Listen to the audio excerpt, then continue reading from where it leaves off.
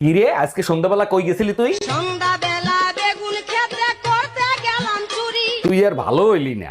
বেগুন লাই অমনি আমার হাতটা নিল ধরি। সর্বনাশ, তারপর কি হয়েছে? ভৈরা নিয়া ভৈরা দিল। কি রে, মাঝরাতে তোরে ঘরে পাওয়া যায় না, কই যাস? রাত 12টা বাজলে পরে মন বসে না ঘরে। আজ রাতে কি বেড়া ওঠে নাকি যে ঘরে মন থাকে না? ভাই ভাবি প্রতি রাতে রং তামাশা করে। ভাবি, শুনলাম এবার শীতে নাকি ভাই থাকবে না, দেশের বাইরে যাবে। আর বলেন না অরুণ ভাই, একটা আনরোমান্টিক লোকের সাথে বিয়ে হয়েছে আমার। থাক ভাবি, আপনি কোনো টেনশন নিয়েন না, এবার শীতে আমি আপনার খেয়াল রাখবো। থাক হইছে, আপনার ভাই শিরছে বড়, আপনি শিরবেন আরো। আরে ভাবি, কি হয়েছে, মন খারাপ কেন? আরে ভাই বললেন না, কাজের মেয়েটা চাকরি ছেড়ে চলে গেছে। এটা তো আপনার জন্য খুবই কষ্টদায়ক। আচ্ছা, আপনিও তো ভাবির সাথে ঘরের কাজগুলো করেন, তা আমার কাজগুলো করেন না, যা চান তাই দিব। লেনদেনে সমস্যা হবে না, যেটা আমার বউ দেয় সেটা দিলেই হবে। ভাবি তো মাঝে মাঝে পুতা দিয়ে ছেঁচে, সেটা দিলেই হবে। বাল ফালাইতে চশমা নেছস, যদি খাবারের ভিতরে চুল পাই। আরে অরুণ ভাই, কি হয়েছে? ভাবিরে বকাঝকা করতেছেন কেন?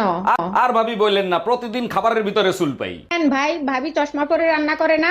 চশমা পরে রান্না করে না, চশমা পরে মোবাইল দেখে। আগে মনের সাথে মনটাই আমি নেব মিলাইয়া। মনের সাথে মন যদি মিলে যায় তখন কি হবে?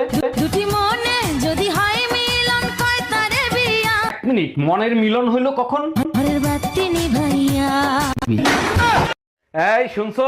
না, আমি কানে শুনি না। আমি কেন, আমার বাপ দাদা 14 গোষ্ঠীরও কেউ কানে শুনি না, কিন্তু আমি যদি কিছু বলি তোর বংশ সবাই শুনে, তোর বাপ শুনে, তোর মা শুনে, তোর ভাই শুনে, তোর বোন শুনে, এমনকি তোর বাসার কুত্তারা পর্যন্ত শুনে, শুধু আমি শুনি না। पति है हमको सिर्फ फांसी का सजा चाहिए। আচ্ছা বলো তো, একটা ছেলে আর একটা মেয়ের ভিতরে বড় ব্যবধান কোথায়? আরে বোকা, একটা মেয়ে 9 মাসে একবার মা হতে পারে। একদম ঠিক বলছো, এই কারণেই তোমাকে নিয়ে আমি গর্ববোধ করি। আর একটা ছেলে চাইলে 9 মাসে 270 বার বাপ হইতে পারে।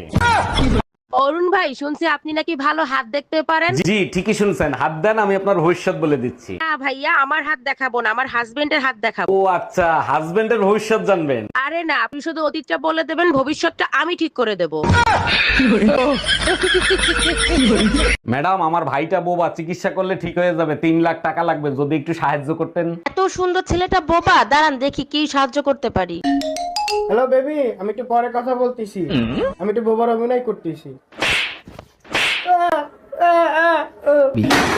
ম্যাডাম, আমি বিদ্যুৎ বিভাগ থেকে আসছে, আপনার মিটারে সমস্যা আছে, চেক করতে হবে। ভালো করে চেক করে ঠিক করে দেন, মিটারে এত বিল কেন আসে? বিল কোথায় আসে? 2 মাসে মাত্র 2 ইউনিট বিল আসছে। 2 ইউনিট বিল কেন আসবে? আমি তো শুধু লাইট জ্বালাই মোমবাতি খোঁজার জন্য।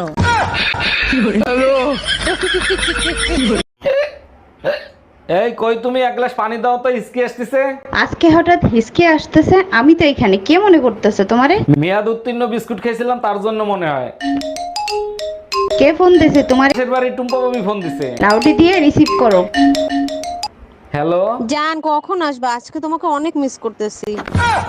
এই, তোমাকে শাড়ি আনতে বলছিলাম, আনছিলা? আনসি, দেখো টেবিলের উপর রাখা আছে। লাল রঙের শাড়ি আনছো কেন? জানো না আমি লাল রং পছন্দ করি না। ও নাশ হইছে, মনে হয় পাশের বাড়ির ভাবির সাথে পাল্টে গেছে। ভাবির সাথে পাল্টে গেছে, আজকে তো চামড়া দিয়ে ডুগডুগি বাজাবো আমি। Bye bye tata goodbye. ভাবতেছি ইলেকশন করব। তুমি করবে ইলেকশন? দেশ চালানো এত সহজ? তুমি জানো ভোটার হইতে 18 বছর আর বিয়ে করতে 21 বছর লাগে কেন?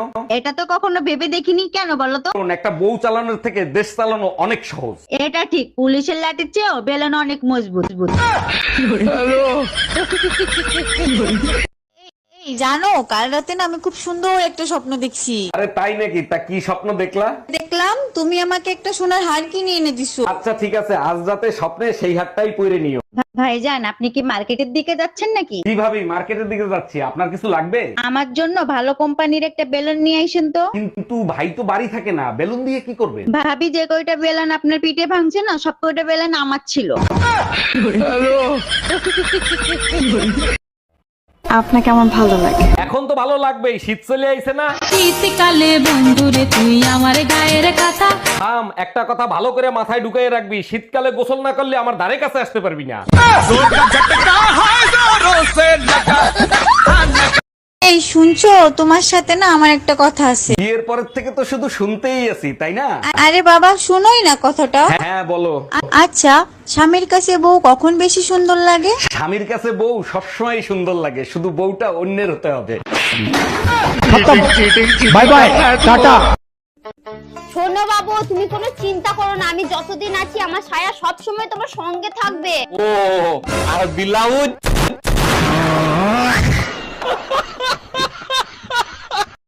তুমি বিয়ের আগে বলনি কি জন্য তুমি এত গরিব? 1000 বার বলছি, তুমি ছাড়া আমার কিছু নাই। তুমি কি আমার মনের মধ্যে থাকবে? না, আমার নিজের বাসা আছে।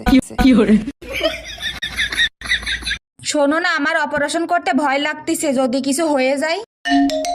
হ্যালো অরুণদা 2 লাখ টাকা দিয়ে নাকি বৌদির অপারেশন করতেছেন, এত টাকায় তো আপনি নতুন আরেকটা বিয়ে করতে পারতেন। সাগরদা, আপনি বন্ধু নামের কলঙ্ক, এই কথা আপনি আগে বলবেন না? অর্ধেক টাকা তো আমি জমা দিয়ে ফেলাইছি। আগে তোরে মার্ডার করব, তারপরে আমি অপারেশন করব। এই তোমার মাথার কি অবস্থা? মাথায় তো টাক পড়ে যাচ্ছে। বয়সের সাথে সাথে পুরুষ মানুষের টাক করবে, এটাই তো স্বাভাবিক, তাই না? যা করা তাড়াতাড়ি করো, টাকলা জামা নিয়ে আমি সংসার করব না। আচ্ছা ঠিক আছে, সংসার করতে হবে না, টাক করার আগে আমি আরেকটা বিয়ে করে নিয়ে আসি। আরে ভাইজান কি হইছে, কান্তিছেন কেন? আর ভাবি বললেন না, গতকালকের রাতের ঝড়ে বউ তো সে মারা গেছে। 6 মাস আগে না আপনি চায়না থেকে বিয়ে করে আনছেন? অনেক আদরের চাইনিজ বউ ছিল আমার। কষ্ট নিয়েন না, চায়না মাল 6 মাসের বেশি টেকে না।